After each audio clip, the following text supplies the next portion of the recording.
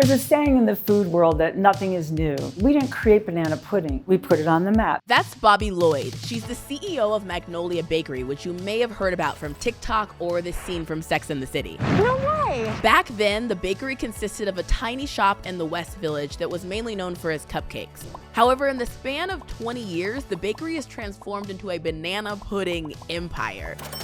Most of that growth came from Bobbie, who isn't the founder of the company, but she's played a really important role in the company's success. Scaling the business, let alone in the restaurant industry, which is notoriously known for high failure rates, is no easy feat. Not to mention, back then, unless you were from the American South, banana pudding wasn't that popular on a national level until pretty recently, and that's largely thanks to Magnolia Bakery. As impressive as Magnolia's success is, I couldn't help but wonder how, and more importantly, why, someone would take a cupcake shop and turn it into a banana pudding empire.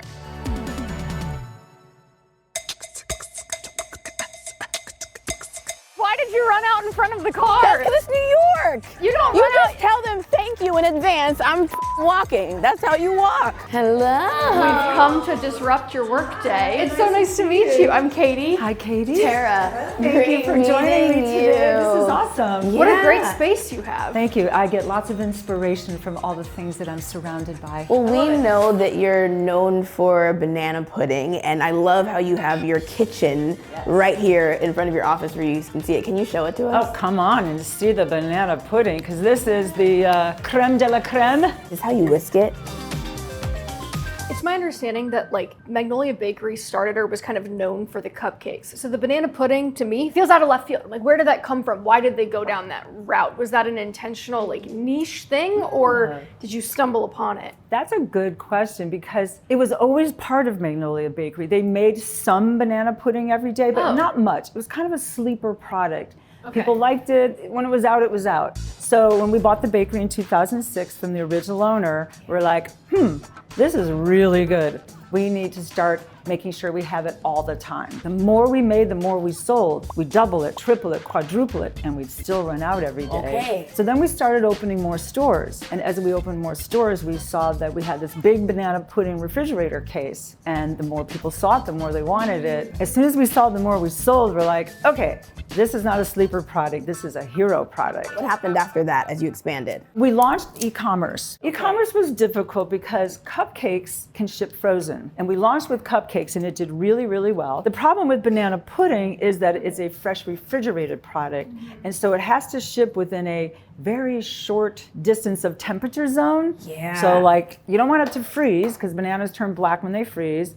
And you don't want it to be above 41 degrees. So it took us a long time to figure out how to ship banana pudding. I always think about entrepreneurship like a video game. Like you get to the next level, there's a whole new set of dragons that you have to slay, right? There's now e-commerce things we have to figure out. And then we go to the next level and there's something else. What happens next? So the next was our 20th anniversary in 2016. We did a customer survey and we asked the customers if we were going to do another flavor, what would you want to see? So the first flavor we launched was chocolate. The second flavor was peanut butter. And what we saw was that the consumer that shops in our shops and comes into our stores loved the fact that we were introducing new flavors. And so each month we were to introduce a new flavor.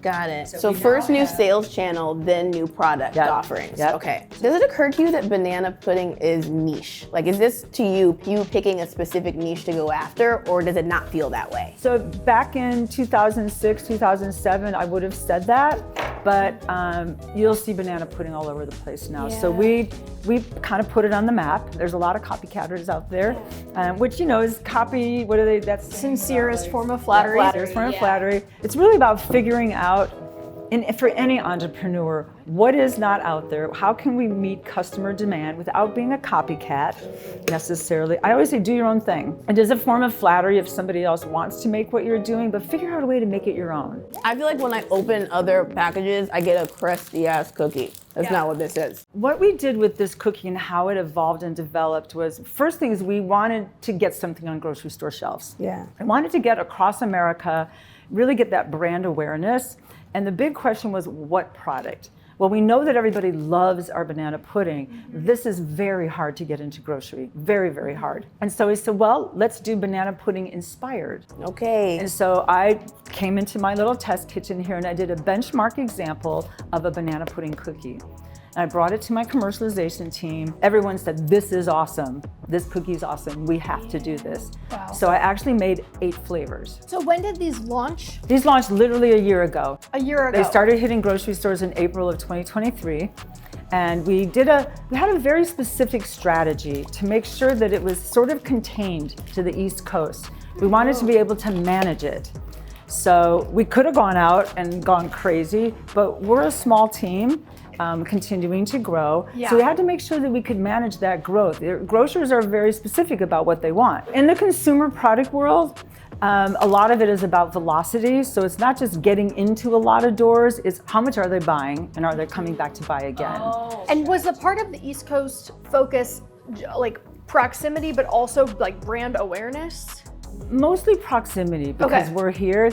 Our brand awareness, because of our e-commerce, is also oddly very well known in Florida, Texas, and California. I could see this doing numbers in Texas. And because of our e-commerce, we have all that data. I'm hearing this theme with what you're saying of like looking at what's happening at stores or wherever you start, paying attention to what customers are saying and then expanding here. So I'm curious why you picked a cookie then, because if you're in the store, you have cupcakes, you have banana pudding, you have other puddings, and then when you go to your packaged product, a cookie, not a cupcake. I can maybe guess why not a cupcake and continue what you were doing? My biggest goal was to not try to replicate what we do in our stores. Because when you get into grocery, it's a different product. It's got to be shelf stable. It's going to have, it's going through the distribution chain. So if we try to replicate a cupcake in a grocery store, it's really hard. Everyone's going to be upset. What I love about your story is that you weren't the founder, but you're the person who saw potential and then you stepped in with the business mindset and you kind of blew it out, which I think is really, really cool. What was the long game vision that you had? Did you even have one, or was it just like, oh, this would be cool and fun and like I think that there's potential here? My first business I ever opened in 1984 in Boston, we had a retail bakery and a restaurant. And I actually, when I first saw Magnolia Bakery, I went, oh my God, she stole my concept. Because she didn't know my business in 1984, because she opened up in 1996. But it was American style, things that you make at home, things your grandmother made, muffins, cakes, cookies, pies, decorated cakes with buttercream, really the same kind of desserts. Yeah, I just think it's funny. It's like, this is like the most long game thing ever. She comes in, she's like, she stole my idea. Now she's the CEO of the business. Yeah, that's right. And so, there's a saying in the food world that nothing is new. Nothing is created new. Somebody else did it somewhere. So when we look at our desserts at Magnolia Bakery, we didn't create banana pudding. It existed. There are different versions Put it of on it. the map, though. We put it on the map. One of the things that is really special, I think, about Magnolia Bakery is the brand is actually bigger than our footprint. We have 10 stores in the US. We're not 100 stores. My job as the CEO of this company is to be the visionary. There are different types of CEOs. I'm not the CEO who's sitting on a table doing finance and number crunching. I can do that, but I'm more the visionary where we can sit around a table and talk about what next. How are we going to do it? And hiring great people. It's clear to me, at least hearing this story, and I think this is easy in retrospect, to kind of see the path. First it was this, then we went here, then we went here. This is the next step. As the visionary, looking out on the horizon, where do you feel like you're headed now? There's stuff in development that I can't necessarily talk about yet, but there might be a 6th one coming. There's a big one coming, and it's going to be huge. So obviously this doesn't get served like this in a store. It gets packaged in a different kind of way. What does that look like? In cups? Because this has to sit for about 6 hours so that the wafers soften. So we then scoop it, and we have some in the refrigerator for you. We can see a cup. Oh my gosh, they're so cute. Look at Katie's face. She's like in a whole nother. I'm like scowling, I'm happy, so happy. It's gone the other way. Yeah, you have to give the mean face when it's so good.